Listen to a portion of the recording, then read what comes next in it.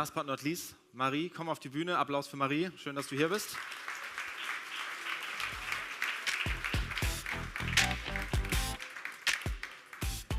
Hi. Schämst du dich ein bisschen, dass du zu spät gekommen bist? Ich hatte auch die längste Anreise, glaube ich. Okay. Na gut. Meine ich. Marie, ich kann mich noch erinnern an unserem Telefonat, dass du erzählt hast, dass du einen Dry January machst. Das ist richtig, ja. Wie ist es gelaufen? Es läuft noch. Ich habe noch 2 Wochen, weil ich habe später angefangen. Okay. Das heißt eigentlich Fail. Huh? Eigentlich Epic Fail, oder? Nein, das war schon so, das habe ich mir schon so gedacht, schon so geplant. Okay.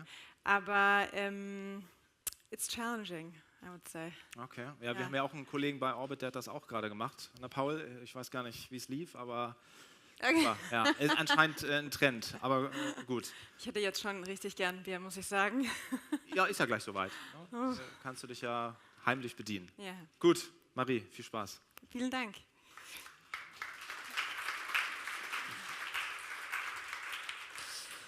Ja, freut mich, dass so viele hier sind. Ich bin das erste Mal da und ich kann auch sehr gerne in Englisch sprechen, wenn das lieber ist. Ich weiß nicht, gibt es jemanden, der Deutsch auf jeden Fall bevorzugt? Auf jeden Fall. Raise your hand, please. Okay, dann will ich es auf Englisch machen. I'm going to take you through the founding story of Zenvo, and it's also my story. The company is 3 years old, and we're about 11 people. We raised money from Silicon Valley, and we're, unlike the others, we're a complete software company.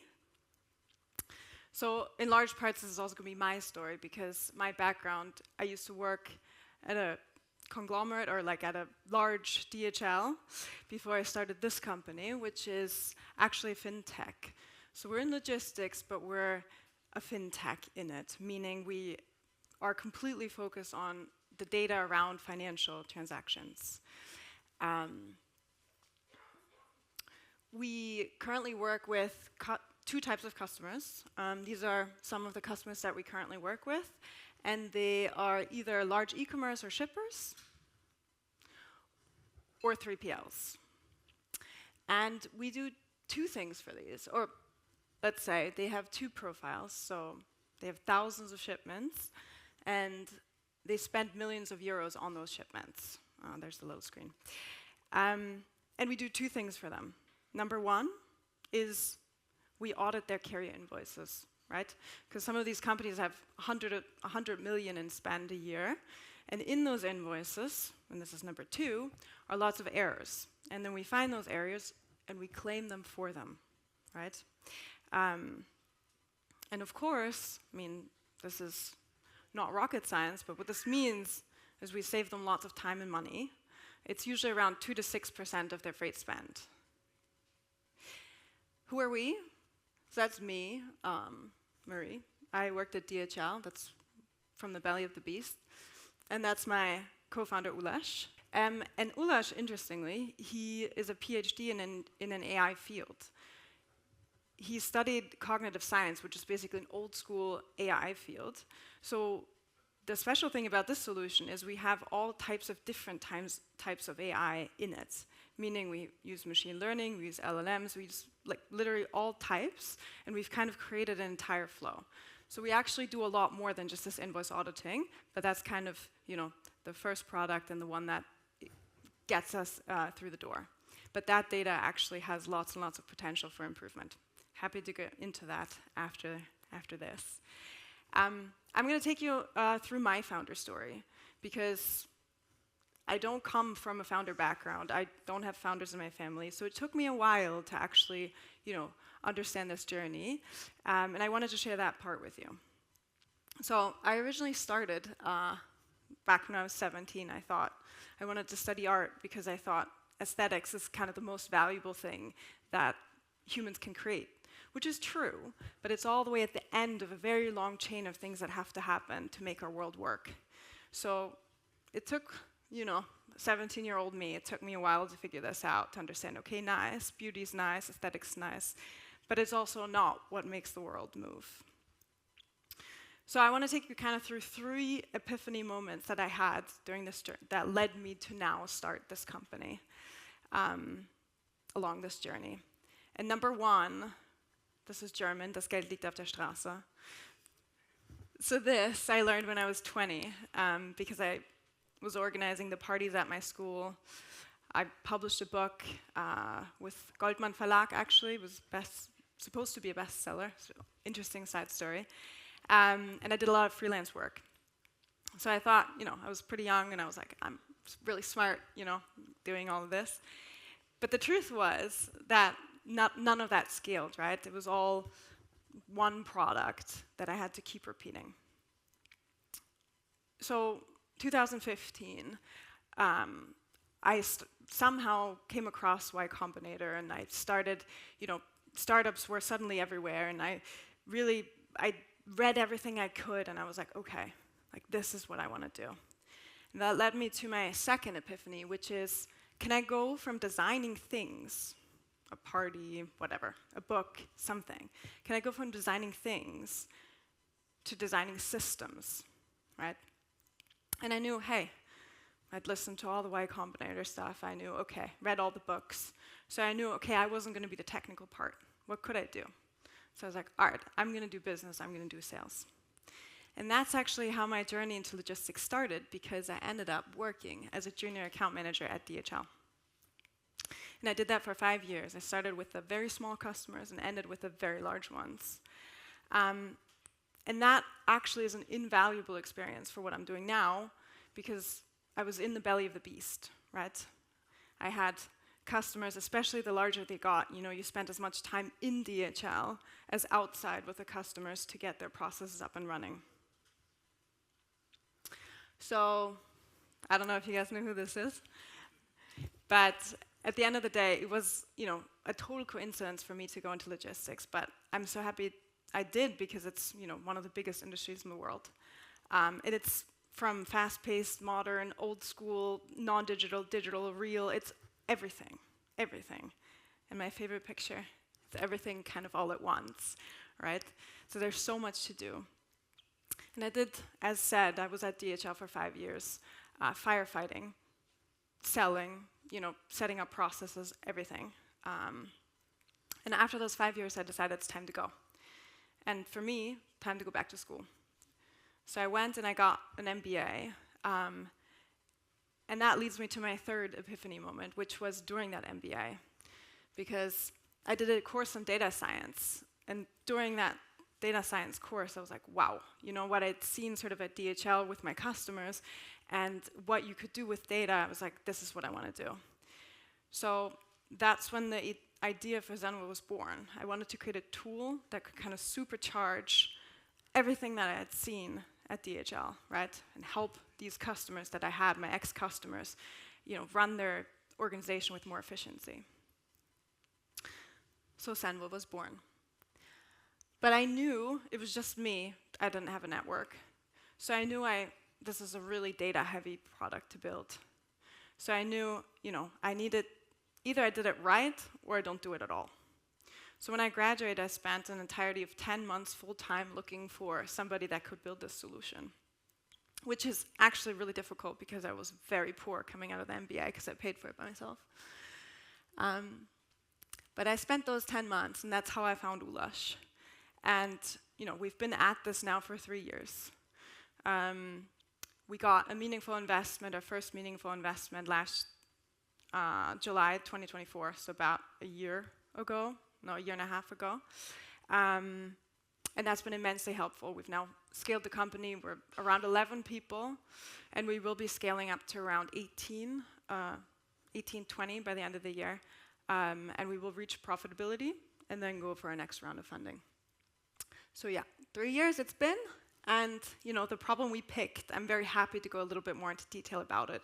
But essentially what we do is we process, from each and every carrier, we process all the data around it. So we process the contracts, the invoices, the tracking, whatever they have available, right? And as you can see, that goes into like endless details, right? It's a really kind of nasty problem to pick. And we do that for right now 35 carriers that we can process this way, completely automated. So as said, it's a nasty problem, but we love it. And we're absolutely laser focused on it because our goal is to create this financial transparency along, every party that sells in this gigantic market. And we're already seeing now, we have a charge library of around 60 million charges. And, as sort of Zenvo grows and the data that we have input from the customers that we service, it's going to get smarter and smarter because it learns from that. It learns from the input that our customers have and the knowledge that they have in their head, but also that they provide in terms of their data. So as Zenvo grows, so will the value that we bring to each and one of our customers. Thanks so much.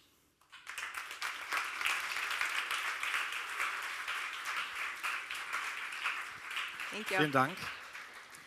Also das war auf jeden Fall, glaube ich, die schönste Präsentation, die ich seit langem gesehen habe. Hast du das alles gemacht oder die AI? Ja.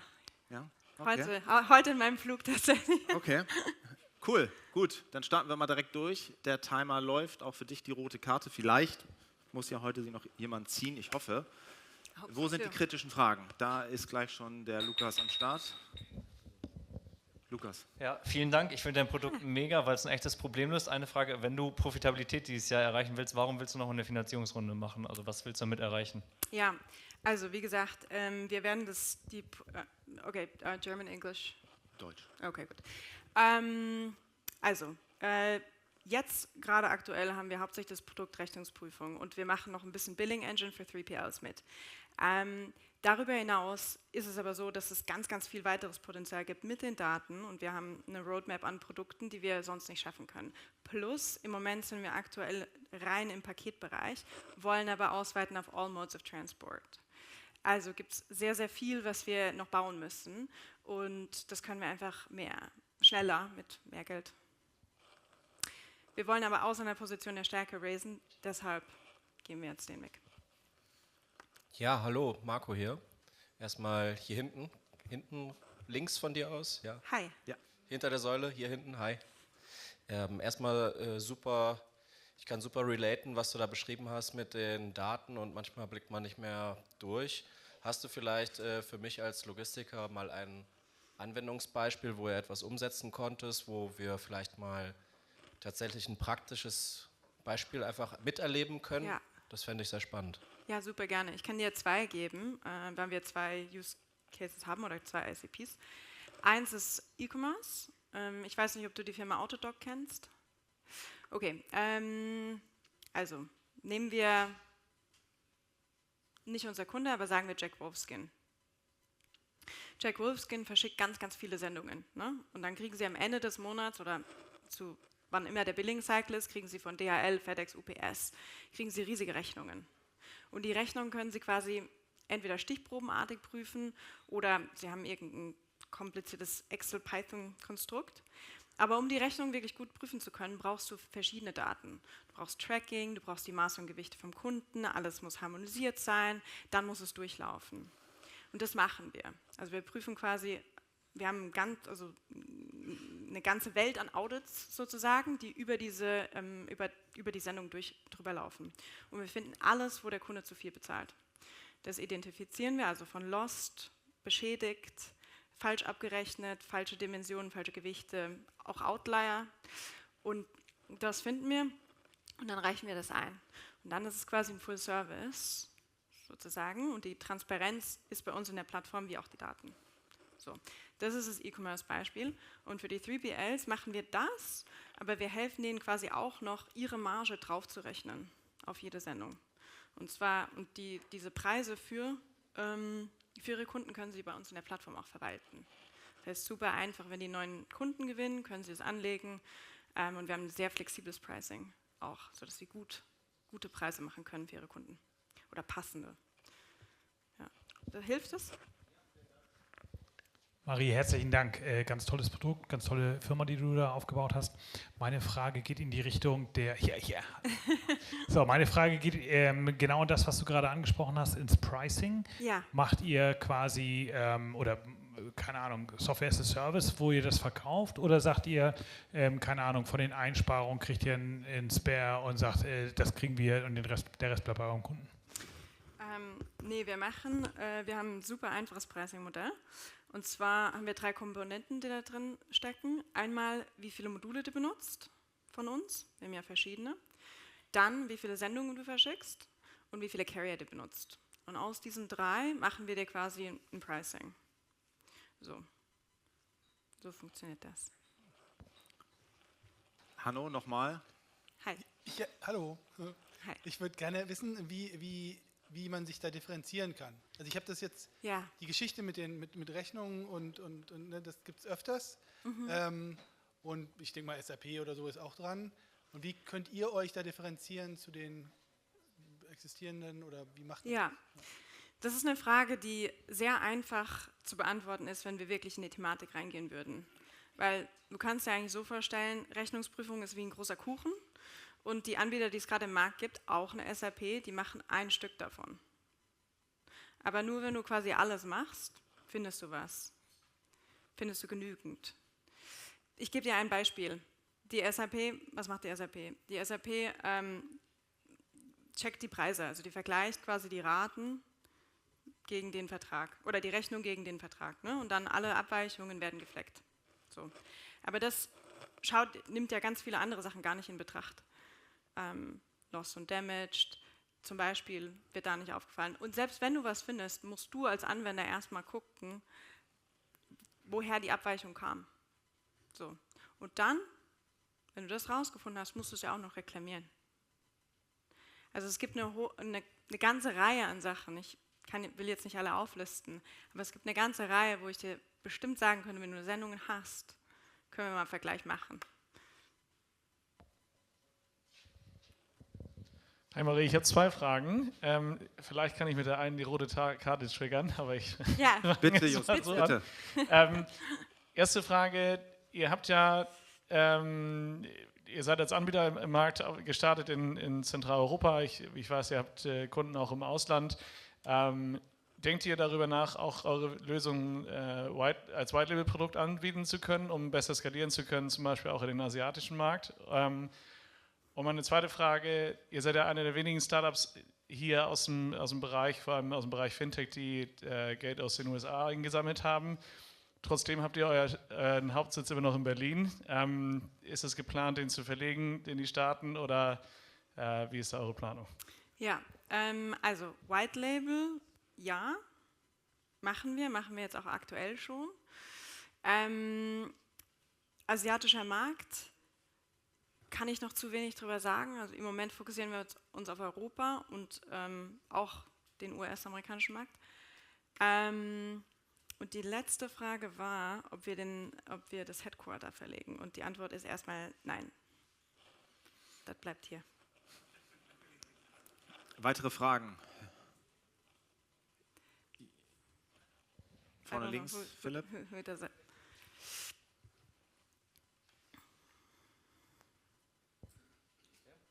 Philipp, vorne links.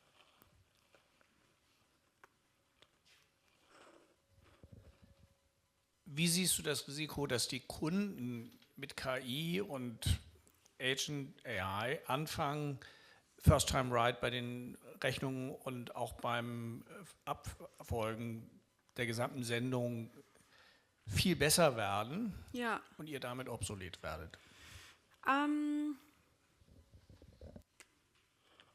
Ja, ist eine Frage, die vielleicht irgendwann wird das vielleicht so sein.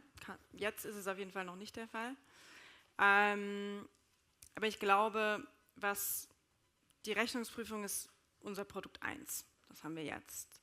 Aber danach erstmal hat die Rechnungsprüfung an sich auch Economies of Scale, weil je mehr Daten drin hast, desto besser wird deine Rechnungsprüfung, desto weniger musst du anpassen.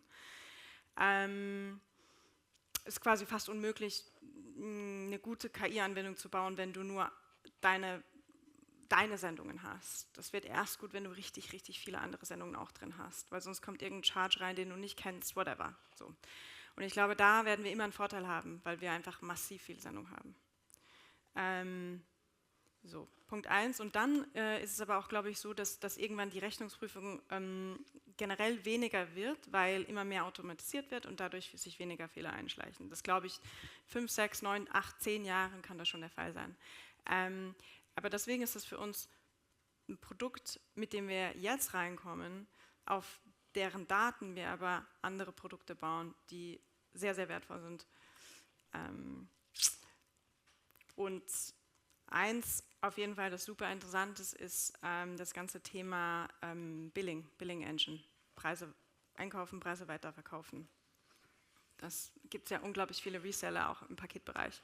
Und wenn man das schnell macht, gut macht und vielleicht auch auf gewisse Arten und Weisen dynamisch machen kann, da gibt es viel Potenzial in die Richtung. Gut, da haben wir vorne rechts noch eine in der Mitte. Yeah, hello. Thank you very much for the nice presentation. So I have two very brief questions. The first one is, so I'm doing my PhD, and so I'm always very keen on knowing the details of the details. Yeah. So the first question is, so you said that what you're doing as a company is now, it's a full automation, of the process and saving money for your customers, and now you have 35 customers, if I'm not mistaken. And so if you actually automized the process for the first, let's say, 10, 15 companies, so it should be now easier to optimize it for any other company that comes in, because now you have, you've gained knowledge and you have all this expertise. Doesn't it get boring for you? How? See, like, how do you actually add some other things for these new companies, or is it just automizing it the same way you've automated it for the other companies? That's my first question. And the second one is more like, is this the only thing that you do? Because that's what I got from the talk. That's the main point of the company. And so, how do you differentiate yourself from the other 100,000 companies, Germany-wise or even worldwide, that actually use AI to save money and time for other companies concerning the invoices and stuff? Because this is something that, using AI, it's very much doable. What is exactly, your competitive advantage or your unique selling point? Yeah. Thanks. Okay. And great presentation, by the way. Thank you. All right, so let me get, the first question was, does it get boring? Right? So, the question is, not anytime soon, right? And the reason is because Europe has lots and lots of carriers, and they're all very different, right? So if you take GLS, right, you have GLS Italy, and you have GLS Spain, and you have GLS Germany, and they're entirely different companies. They have entirely different invoicing formats, cost structure, contracts, tracking works differently, everything works differently, right? And Europe is full of these carriers. So right now, with the carriers that we do have, there's still a lot that we need to build. And that's why, and there's still a lot that we can learn from the data that's coming in. So the more clients we get, the better the system's gonna learn. So no, we're nowhere near that. But that's only just the carrier data, because we also incorporate the customer data. And the customer data is equally, let's say, of different qualities, right? Some customers have great data, others have really bad data. But at the end of the day, if you want to do a good audit, you need good carrier data. We're getting a head start on that. Good, pretty good with that. You need to have good customer data, not under control, and then you need to add a third part, which is where you take what's in people's heads and put it into the product as well, right? So that part we're just building up now. So that's another really interesting one where you can kind of customize your own audits based on whatever your employees have in their heads. So you also catch that stuff. So that's why this isn't going to get boring anytime soon. And from there, we're going to just move into other modes of transport and different products. So that's that. And then you asked a question around AI and like how do we differentiate, and can AI be used to make create this essentially? I think the same question as over here. And at the end of the day, I don't think that's going to be the case anytime soon. It's not going to be the case anytime soon because it's actually really complex, and you need lots of data to build something that spits out anything meaningful. And I think a lot of the companies that we work with, this is also just not their top priority, right? They have different businesses to run. So what we do, actually, a big use case for us now is that we actually push this very clean data to their BI systems or their data lakes or data warehouses so that they can use cleaned, harmonized logistics data to run, to train their own models or to use in their own data, right? So, yeah, that's a huge area for us that we're very interested in as well, because everybody needs to build this up, but they need the clean and good data for it, and we provide it. Gut, Marie, vielen Dank. Danke, dass du da warst.